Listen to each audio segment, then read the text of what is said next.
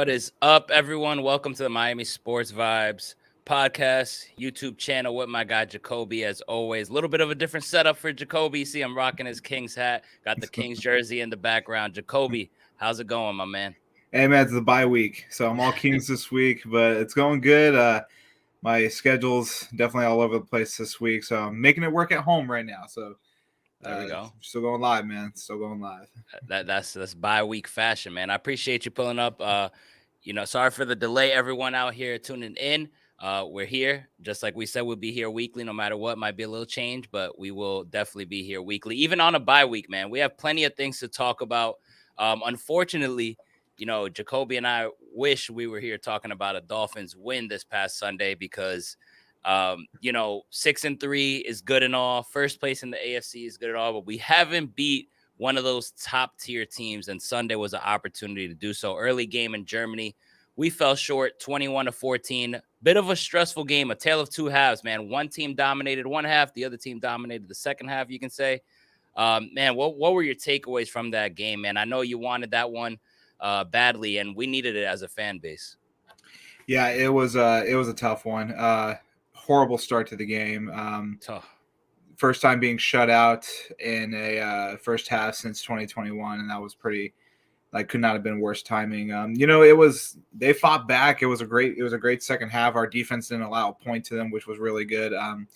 But you're gonna look back at the last two plays of the game where Tua misses a wide open Cedric Wilson for the tie, and then he fumbles the snap for the Kansas City win. So it was beyond frustrating. It's going to bring back a lot of the talk of the narrative that this team can't beat a good team. For me, I don't think that's the case, but I'm going to get into that a little later. But it was very frustrating, especially I had to get up at 6 a.m. for it. So that was even worse for me. But not a fun week. Not a fun week. Especially when you're there 5 days before them. That's more frustrating.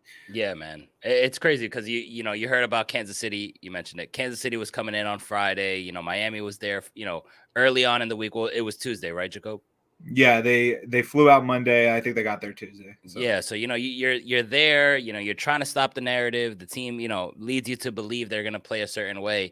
And for you to come out that flat, I mean, you made the game difficult for yourself, man. I mean, giving up that opening drive touchdown to Kansas City, that's just terrible, man. It's just a terrible way to start. It was frustrating, and I was like, all right, one touchdown, I'm cool. Then two touchdowns, I'm like, yo, come on. And then I'm like, all right, the offense has got to come alive at some point, but they just didn't have it. It looked like the Chiefs had a good game plan. All of the stuff that we were trying to do in motion, they were ready to roll. When Tua rolled out of something, they already had a pass rusher there. It was just like, damn, but something, McDaniel's got to adjust. He's got to expect teams are going to dial up stuff against him. What is he going to do to adjust? And it looked like that offense just couldn't get in a groove. You see a lot of people blaming Tua. A lot of people are blaming Tyreek Hill. A lot of people are blaming McDaniel. Who do you think is the most blame for the team coming out as flat as they did, specifically on the offensive end? I think it's a little bit of everybody, but the Mike McDaniel that I keep trying to warn you all about definitely showed up this time. What the hell is Ahmed doing in these huge drives? Grant, Ahmed's a good player. He's done good things for us, but why is he coming in these crucial spots, especially when Raheem Mostert has back-to-back over 15-yard runs in crunch time, man? Mm-hmm. And what the hell was that play call that led to the Tyreek fumble that led to the that's high school shit. You got two of the fastest receivers on your team, and you don't even drive it down towards the end zone. You run this screen pass fake that has not worked all year. Nope. Teams just blow it up every single week. So it was just atrocious play calling. It was very frustrating. But at the same time, you're going to look back, you're going to see all these big plays that the Dolphins should have had. Tyreek missed a throw that Tua laid right into the breadbasket. That would have been a huge first down in the first half.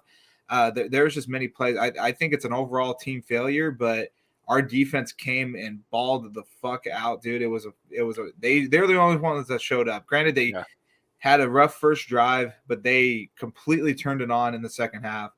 But it was just beyond frustrating, especially when you have one of the most dominant offenses in the NFL. Yeah, and you mentioned it about the defense, man. I cannot be more freaking stoked for what I saw from the defense. You and I talked about the addition of Jalen Ramsey coming on the team and how it was going to affect the other guys. That's what I said. You were all on, hey, X, your guy is X. How is X going to do with Ramsey?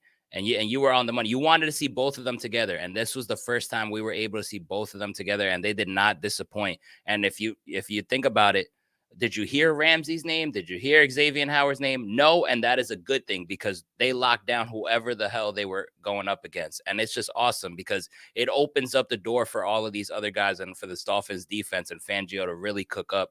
It was awesome to see Ramsey and X out there with Javon Holland, Jalen Phillips, and Bradley Chubb, man. Another performance where Bradley Chubb now, it looks like he's hearing the chatter. Whatever he's doing right now, he needs to stay on that because the confidence is sky high. And it's awesome to see, man. You mentioned the first drive was a little bit tricky for them, no doubt about it. But the fact that they were able to put a good performance after that, giving up 14 points to the Chiefs, giving up 14 points in a half, shutting out the Chiefs in the second half. And I think they held Mahomes, if I'm not mistaken. These are my calculations. I'm pretty sure it was under 40 yards. I have not stack checked that, but mental note while I was watching the game, I made a big deal. I was like, wow, this team is really holding Mahomes to about under 40 yards in the second half. Like, that is awesome. And it goes to show you how, like, all right, why can't we have two sides of the ball playing good at the same time? I just don't understand it, man. But what are you mentioned the defense, man. Do you think this is a site that we're going to see moving forward now if we stay healthy? Absolutely. I think this was the first game that the defense was fully healthy for, if I'm not mistaken. Yeah. We're just missing Achan right now on the offensive side. Hmm. So I expected to see it. Bradley Chubb, man, if you would have told me 3 weeks ago that this was going to be his numbers, he was going to have 4 consecutive games with a sack, I wouldn't have believed you. If you look at his stat lines, dude, he's matched his career high year with Vic Fangio already through 9 games of the season. So I expect Exactly. him to have a huge second half of the season. The defense was just amazing, dude. What was even more infuriating was you had Travis Kelce for 2 catches and 20 something yards, and we were down 21. So that was just really infuriating. You were doing what you were supposed to do, but I mean, you can't.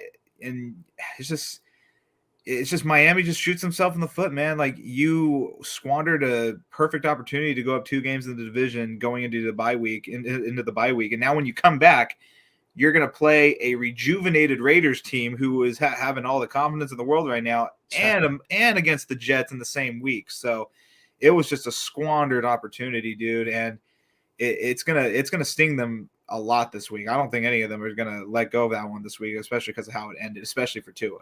Yeah, the good thing is that, like you mentioned, A Chain, he is on the way back if all things go well. Obviously, he has an extra week to rest, which is a good sign. Things are leaning towards we're getting him back to this offense, and that is awesome. Me and you were bummed out about him going down in the first place, pretty much because his development. We talk about young players riding confidence, and that's big time. So I'm excited that we're going to get him back. But man, yeah, it was an opportunity that was a letdown, man. Especially like you mentioned, man. I mean, Jets losing, Bills losing.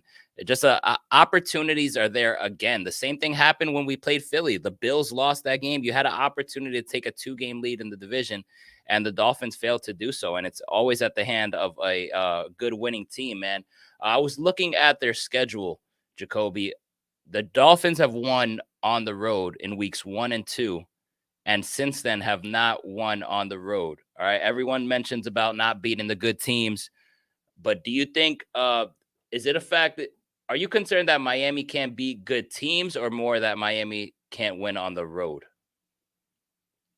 Well, this was the topic I wanted you to bring up this week. I don't think it's beating good teams on the road. Any team that's going to face Buffalo, Philly, and Kansas City all on the road, like, no team is going to go 3-0 unless you are probably the best team in the league.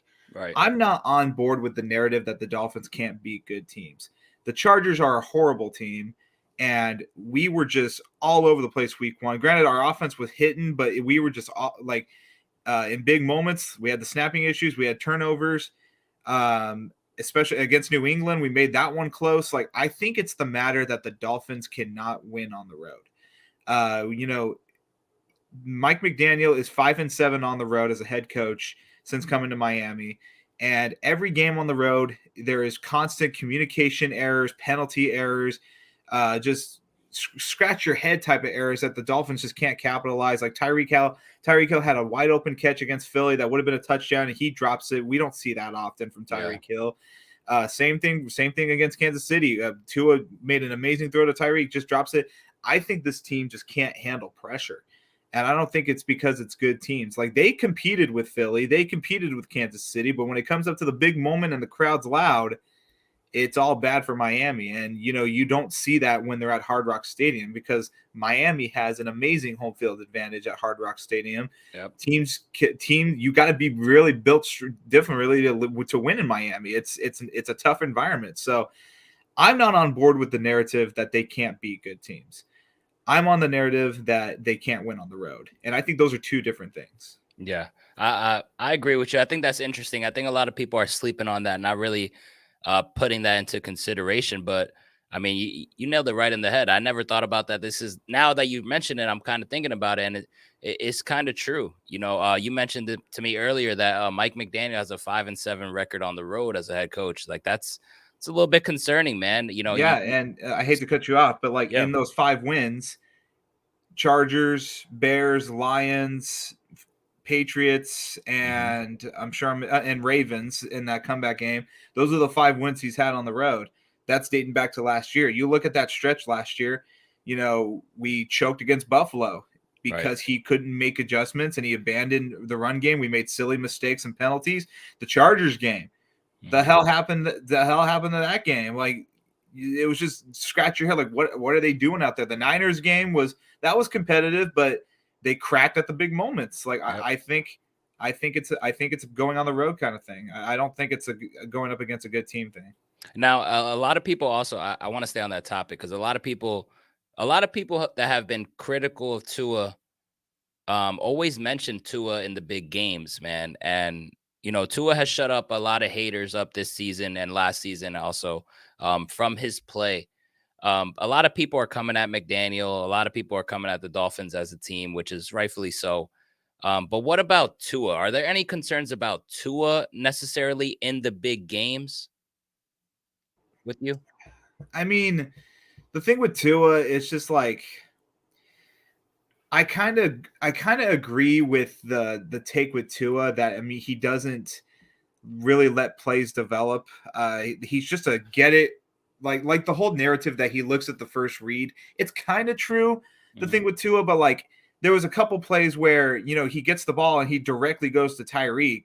But if you look at the play, like, Waddle's wide open, Smythe's wide open. Like, it's just like, I feel like Tua really just needs to settle down. And this always happens on the road. This is always on the road. Yep. This happened a couple times against Philly as well. Like, I feel like it is Tua just needing to settle down and just let the play develop. But at the same time, this whole team has trouble communicating when the crowd is extremely loud, and they commit false starts like all the time, and the snapping errors. I think they need to do a better job in mentally preparing themselves for that, because that's just a mental game. Right. I could see that, man. And it's frustrating because, we're 6-3, and, normally you'd say, 6-3, first place in the division. Like, you guys should take that. It's just, I think it's because we know how much money has been invested on this team, the trades, the hype, the additions that we've made on the offensive and defensive sides of the ball. That's why we hold this team to such a high standard, man. And I understand your frustration. You were texting me, going on. I was a little bit more optimistic than you. You were going off, and it's rightfully so, man. Like, this team, that stuff is disappointing. You want to beat a good team at some point in time, and it sucks because we won't have another opportunity until until Dallas, I guess, and that's all the way in on Christmas Eve. Like, that's just that sucks, man. It really sucks, because let's say we beat the Raiders off the bye week, no one's gonna change at all. It's like, yeah, we're supposed to do that. Same thing with the Jets, even though their defense is good. Same thing, Commanders, Tennessee, Jets again. It's until Dallas, and it sucks for a whole month, man. But has this 6-3 start change your perspective on how you feel about this team for the second half of the season? It's not the start, it's the lack of moves at the deadline. Yeah. Another lineman went down. Yep. You're once again thin at the line, and a lot of people are, getting pissed off that Tua missed the snap because he had Tyreek wide open down the middle on that last play. But do you guys realize the line got completely blew up? Yep. Even if he would have caught the snap, Right in the middle too. The lack of moves at the deadline is what's making me change my perspective on the outcome of the season. I don't see this line holding up. That's just my opinion. The defense looks so much better, so I hope they stay healthy, because one injury to that defense and you're talking it's bad. Like, if you have to put Cater Kohu back in Ramsey's position, it's like with Ramsey's role, you're going to see what happened against Buffalo a lot more often. So that's why I'm not mad at the record. I'm just mad at the lack of the moves the Dolphins didn't make. I think it's careless, because I don't think this window is going to be very long. But we'll see. You got the Jet, like you said, you got the Jets twice, Raiders, Commanders, Titans. That's 10 or 11 wins, I think, right there. And then if you sneak one or two out of the tough three to end the season, you're gonna be smooth sailing. I think you definitely win the division, but you got to take care of the ones you got to take care of. And the Jets are no rollover, in my opinion. You guys can say whatever you want. I think the Jets game is going to be tough, especially at MetLife. Yeah. And this Raiders team, they just fired their coach. They got nothing to lose, and that's always the dangerous teams. So yeah, you have to come out swinging out of this bye week. You cannot. I feel like if you lose one of those two games, they're going to be fighting for their lives at the end of the season. Yeah, that could, because you can't bank on Buffalo to keep, losing games here and there, and you really can't. You got to put your foot on the gas, man, and take over, man. This comment here from Zell, Chris Greer, not really a good GM. That conversation has been going around a lot for the last couple of years, man. I have a little bit of mixed feelings, because if it wasn't for Greer, we wouldn't have a lot of these guys that are currently on the roster. But some of his moves are questionable. His draft picks are questionable. Him not making moves at the deadline. Are you a Chris Greer guy? It's so back and forth for me. Yeah, it's Greer, hard. But it's really hard. I think his number one problem is he can't evaluate talent really good in the draft. I feel like he needs somebody to hold his hand during the draft. And that's going back to Liam Eichenberg, Noah Igbenogany, those kind of picks. You could have had Jonathan Taylor. You could have had you could even had you could even had a Justin Jefferson, I'm pretty sure, in 2020, but they took Austin Jackson, who's now looking like an all-pro 4 years later. But I'm just saying, it's just, I just feel like he has a lot of trouble in the draft. I feel like he strikes out more than he should. So that's what really gets it for me. But he's been aggressive the last few years at the deadline, and I feel like this was the perfect season to be aggressive, and he didn't. So that's what really dwindles my confidence in this team going in the long run. I don't want to voice my opinions on what I think this season will outcome. I think we're too far away from that, but I mean, I still think they get into the playoffs. But I mean, I want to make a big run in January, but I don't have the best confidence in that right now.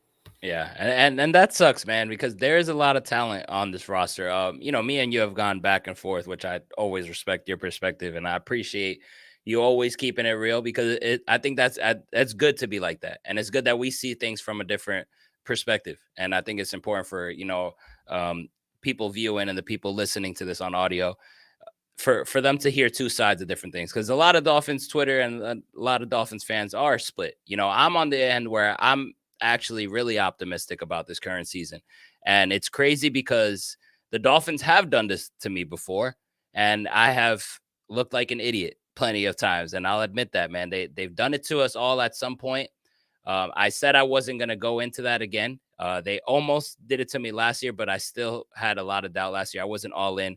But this year, they railed me in, man. After seeing what I saw from Tua, after knowing I have Tyreek Hill on my team, having Jalen Ramsey, having Fangio, all of these additions, you had, Phillips into another year, a whole bunch of factors that led me to say, this team could legitimately compete for a title if they stay healthy. And I'm still on that wave, man. I really do think so, man. They're 6-3. I like the 6-3 record. Do I want to beat good teams? Hell yeah, I want to beat good teams. Am I concerned that we haven't beat a good team? Of course, man. Like, you want to win one. You want to win one as a fan. We deserve it, man, because the narrative gets in our heads too, man. Like, we want to see this team compete against a good team. But at the same time, I like that we're 6-3. I would take 6-3 through 9. I'm not used to that as a Dolphin fan. First place in the AFC East at the bye week through 9 weeks. I will take that also. And I mean, this defense, it's shown me back-to-back weeks of what this defense is going to be like going forward, man. I mean, seeing Bradley Chubb do what Bradley Chubb was paid to do, seeing Jalen Phillips, take the leap. A little bit of a slow start again. I don't know why he does it, but at least now he's turning up. Javon Holland, who's had a solid season, he's out there. Xavier Howard and Jalen Ramsey together. Fangio now being able to do the things he wants to do. That was an awesome sight to see. I mean, 14 points against the Kansas City Chiefs. I know they're not the same offense anymore, but it's still Patrick freaking Mahomes. That was impressive as hell to see. If I have that defense going forward for the second half of the year, right? And then you have this offense who's led by Mike McDaniel, even though they had a bad game against Kansas City. You got MVP play from Tua. You have Mike McDaniel, the mastermind. Like, we were talking highly of Mike McDaniel. So, I was out here saying, like, this dude is literally cooking up, like, everything. It's awesome to see. You have A-Chain coming back. I mean, I really believe that this team has way too much talent to just fold, man. It's going to come a point in time where we're going to win the big games. If it has to be in December, that's when it has to be. Just get into the playoffs, and I truly believe if this team stays healthy, man, call me crazy, I still think we could compete for a Super Bowl. No, I don't think you're wrong. I think the biggest enemy to this team is themselves. Yeah. And, I think that, and that's including injuries too. Like, it's going to come down to the things that we can control and injuries. So, it's my optimistic might not be too big, but it can definitely change in those last 3 games of the season. I feel like if you show you can beat Dallas or Baltimore, I personally don't think, like, I'm not confident in Buffalo. Like I told you, I had Buffalo winning 10 games this year. They might not even win 10 games. Yeah. They still got to play Dallas, they still got to play Dallas, Kansas City, Philadelphia. They still got so many more opponents. I'm not sold by them. So, if Miami can get to that last game of the season without it really not meaning anything, that's going to be great for them, because then they can rest some guys and get ready for the postseason and hopefully have a home field advantage, because I think that will go a long way. But it doesn't. I'm not saying I'm not having fun this season. I don't think it's going to be. I don't think it's bleak right now. It's just I want that narrative to change so bad that they can win in big time situations, and they'll have those chances to. But now my main focus is they have to take care of business in this next stretch of games, because if you can't, it will be like last year. They will fall apart, and they will be fighting for their lives. Let's hope we don't get to that, man. But you said it on the money, man. If you had to, one more question here before we hop into our fantasy segment. If you had one thing that keeps you having hope in this team in the second half of the season, if you had to narrow it down to one thing, one side of the ball, one player, just one thing, what's keeping you afloat and confident? That's a tough one, because I think there's too many guys, but I think Tyreek got a little bit inside of his head this week. Mm-hmm. Tyreek Hill definitely was all about the emotions for this game against Kansas City, and I think that definitely lit a fire under Kansas City, definitely. But I'm gonna say Tua, because we know it. We know from many experiences these last 2 years that this team's success depends on him, and he's beaten all the accusations of him not going to finish out the season. He won't be able to stay on the field. He's out there. He's grinding every day, and I think he's going to take us as far as he can. And I know he's going to come out with a fire for next week, because trust me, I doubt that was a fun ride home for him this weekend. So I think having Tua leading this team, I think I feel comfortable with it. I love his leadership this year. Everyone is bought into him. There's no denying that. And it's going to be as far as he takes us. And there's no other reason to not pick someone else, in my opinion. So Yeah, I would agree with you, man. It all starts with Tua, man. He's the one that's going to lead us. We know damn well if Tua goes down with something, it's there. That's it. Season's over. So I think it starts with Tua. That's how we got 6 wins in the first place. Tua is the main reason. Obviously, Tyreek Hill had a lot to do with that, but it starts with the quarterback, his work ethic, the way he's been playing out there, and the confidence that he's been playing. And I think he's going to work hard, and I think we're going to have a good second half of the season, man. I really do. Would you agree with that? no, absolutely. Like Yeah. I think they're going to come out fighting against Vegas, but like I said, they're a sleeper. They got all the confidence in the world right now after firing their coach. Do not take them lightly. You got to take care of New York. Their defense is going to be tough, but they Chargers didn't do anything against them, and they still beat them by 20. You got to go in and got to make plays. You win those 2 games in a span of 5 days. You get a little bit of an extra week, and then you got 2 winnable games right there. Get as much wins as you can. I think it's going to be a fun second half for sure. Yeah, I agree with you. We will have more topics to talk about surrounding the Dolphins on next week's show, and then we will get ready for our matchup against the Raiders. But for this episode, we are on to our fantasy segment of the week, where Jacoby gives his start and sit-ems advice from the quarterback position, running back, wide receiver, and tight end. Jacoby, hey man, you had a lot of people on a bye week this week. I saw, man. I believe you went down late. You were winning majority of the day in the league that we're in. But how are the rest of your leagues doing, man? Man, it's so annoying because Lamar Jackson, they go out and blow out these teams, and he puts up like less than 15 points. So that's going to cost it. I was up 1 with the Jets defense still to play on the other guy's team, and even though they got blown out, they still put up like 9 points. So I lost. Broke my 5-game winning streak, but It's all good. And of course, I have you this week, the week Justin Jefferson comes back, so I gotta be on my A game this week for fantasy. But I'm all good. In my other league, I took a win somehow. I mean, I had a lot of injuries, but I'm doing good. I'm still feeling good about my team. Listen, man, you had a 5-game winning streak, ended, and I snapped a 5-game losing streak, man. Finally got a freaking win.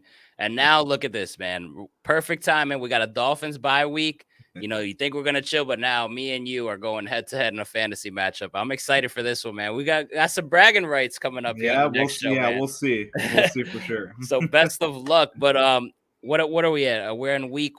Why do I lose track of this? 10. Week 10, man. How you feeling about the quarterback position this week? Yeah, I'm gonna say off the bat, I hate the slate of games this week. There's no fun matchups at all. Yep. So this one was kind of funny to do, but starting with my starters for the week, I'm gonna pick the man who's making his return, and I think it's gonna get this offense a little bit more kicking. They're going up against the Falcons, who are 27th ranked against quarterbacks. I think Kyler Murray, making his return this week, is gonna have a fun first game back. I'm gonna have him going over 15 fantasy points in PPR leagues.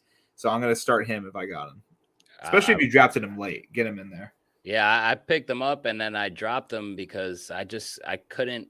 I don't know why I didn't put 2 IR slots. I don't know how you feel about having 2 IR slots, but I was upset about that. I didn't realize it, dude, until I was like, oh, well, why didn't I do that? And it was obviously too late. And Palmer and Jefferson for me, a lot of people have Jefferson and A-Chain in some leagues I saw, in a couple other leagues, and I'm like, damn, yeah, 2 IR spots is definitely necessary. I fumbled the bag on that one, man. But who else? Before I go on to my next one, I want you to highlight the comment about A-Rod.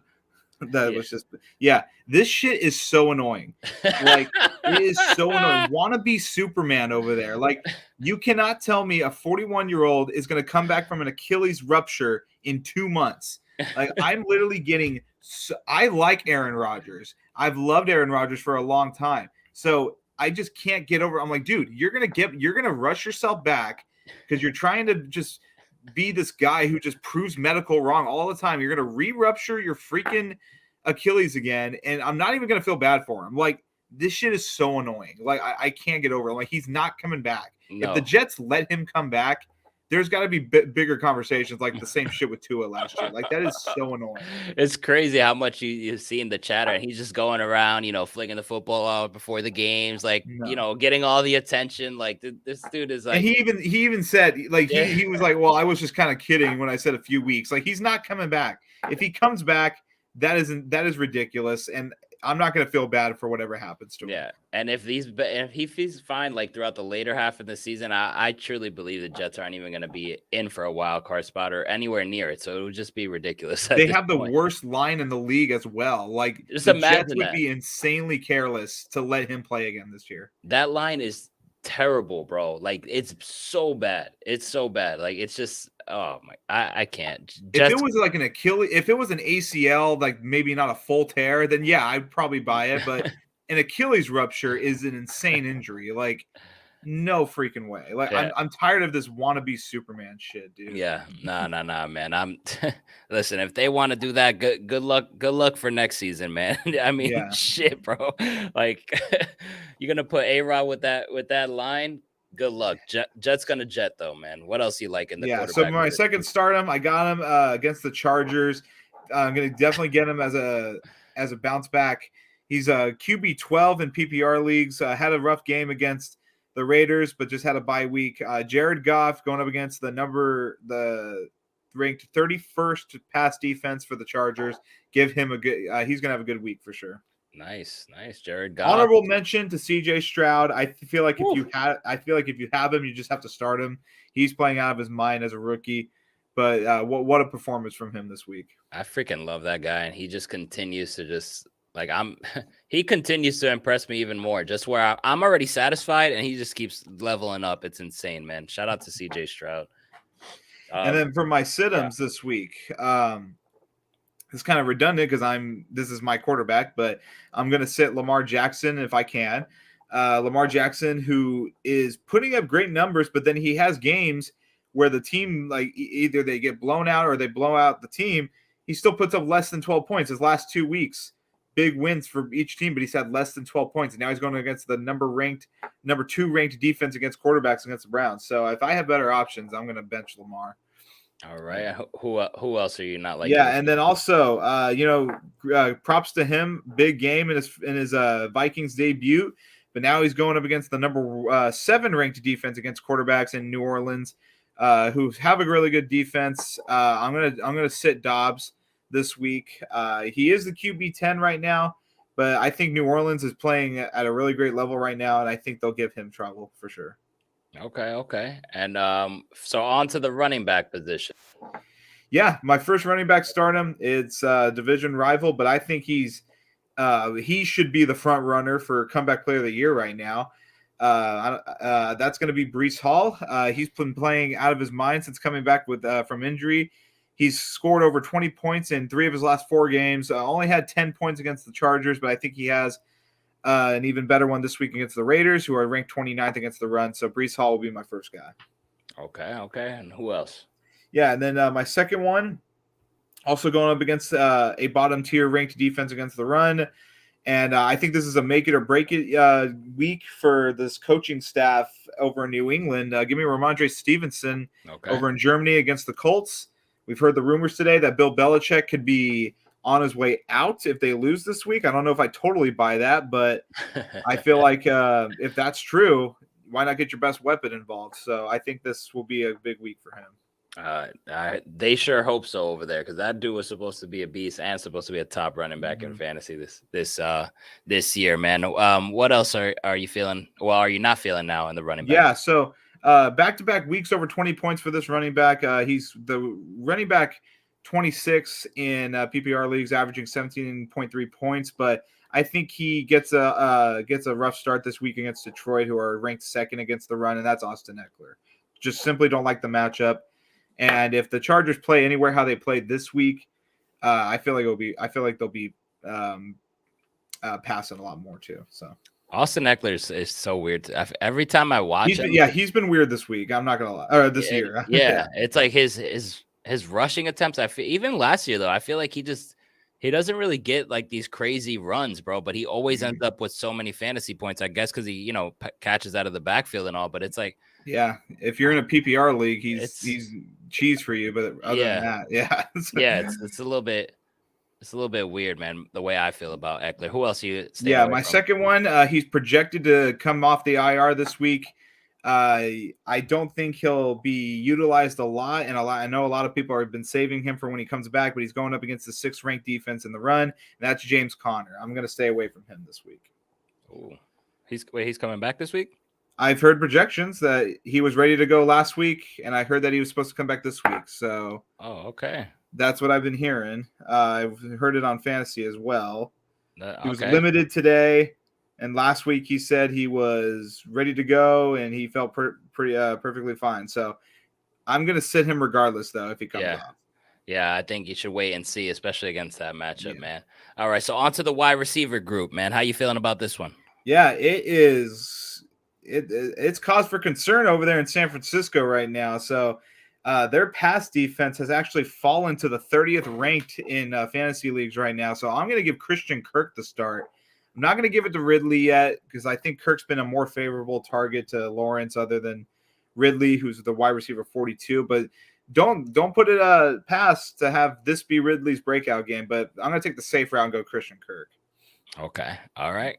I wish. And then I got another Chris over in New Orleans. Had himself a big game this week. Give me Olave. I love the matchup. Nice. Olave's been, Olave's when he's on, man. It's really fun to watch. So, and they're ranked 23rd. Minnesota don't got a really good pass defense. He's the wide receiver 19. Had a great game against the Bears. I think this will be his first game over the year where he goes over 20 points. I sure hope so. That would be a nice sight to see. Who are you staying away from? Yeah, I bet.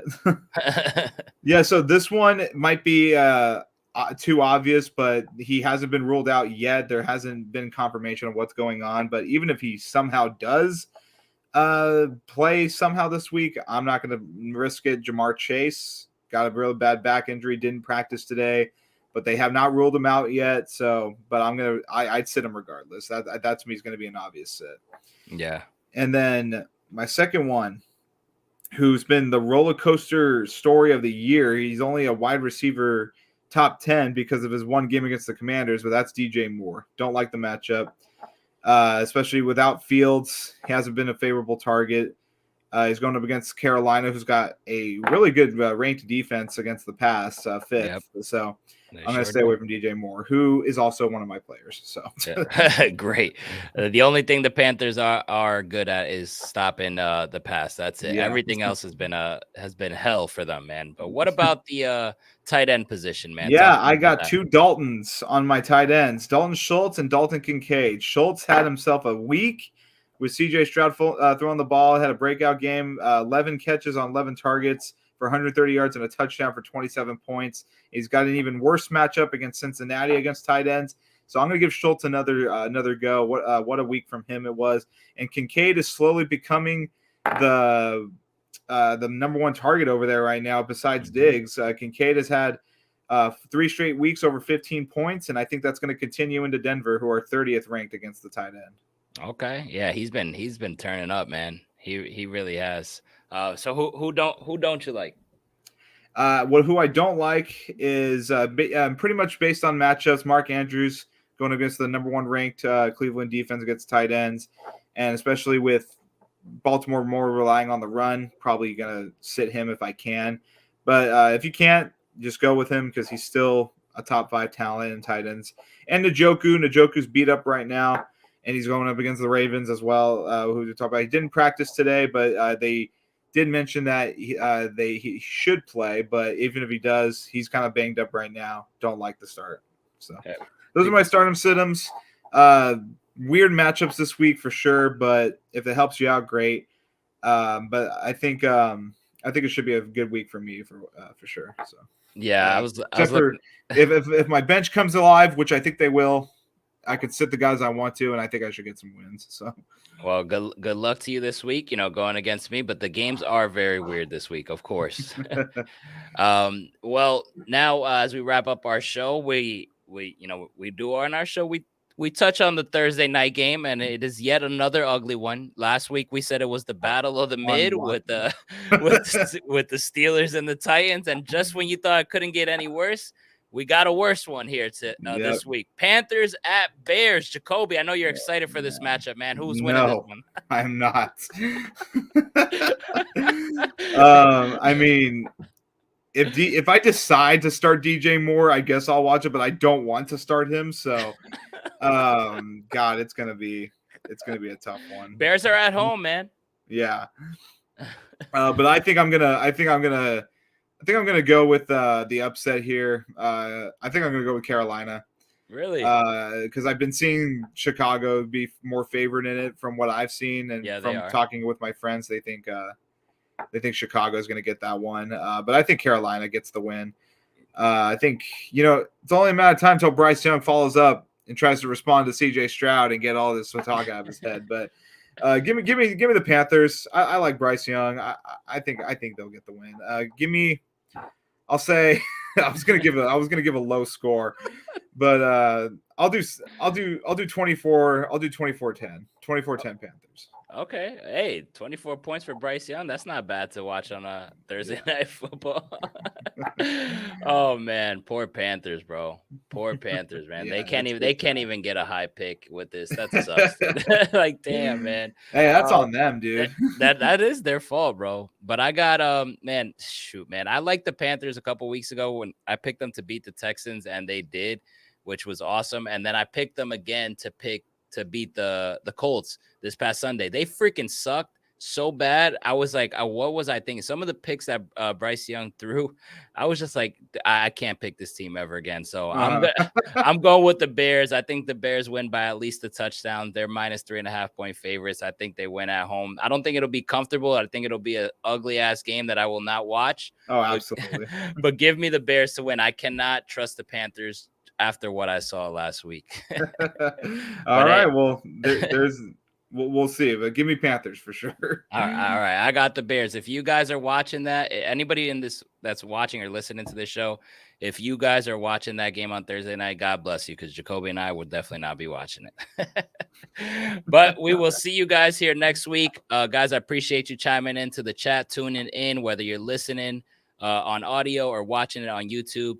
Please tell a friend about the show. We're here every single week talking Dolphins, fantasy, and other news around the NFL. Hit that like button to support the show.